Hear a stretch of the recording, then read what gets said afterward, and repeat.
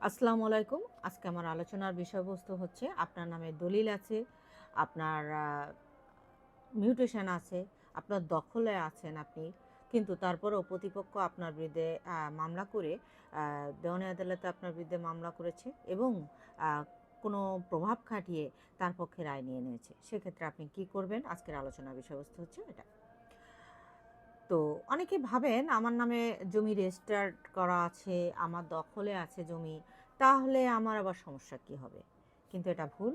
বাস্তবতা হচ্ছে ভিন্ন। অনেক সময় দেখা যাচ্ছে যে প্রতিপক্ষ প্রভাবশালী হওয়ার কারণে সে তার প্রভাব খাটিয়ে ঘুষ আদান-প্রদানের মাধ্যমে হোক, প্রতারণার মাধ্যমে হোক, আপনার অনুপস্থিতিতে হোক, আ উম জাল দলিল দিয়ে হোক, যেভাবে হোক আপনার প্রভাব খাটিয়ে সে তার পক্ষে রায় নিয়ে নিতে পারে।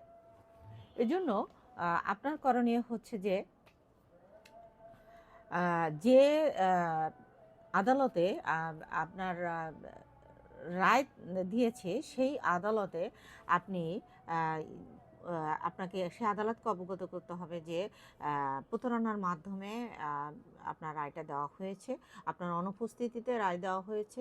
আ এরকমভাবে আপনি যদি কোনো অ্যালিগেশন উঠান তাহলে আপনাকে প্রমাণ করতে হবে।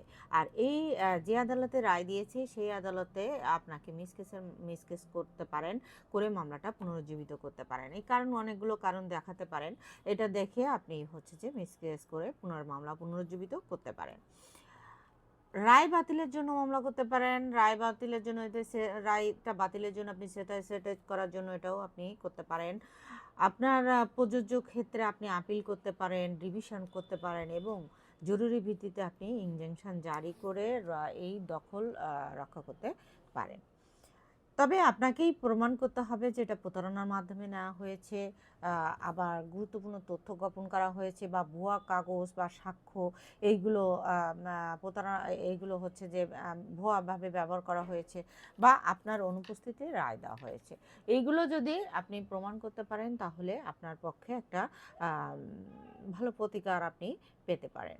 তো ধন্যবাদ। আজকের আলোচনা এই পর্যন্তই। পরবর্তীতে আরেকটা ভিডিও নিয়ে আপনাদের সামনে আসবো। তো সে পর্যন্ত ভালো থাকবেন। আল্লাহ হাফেজ।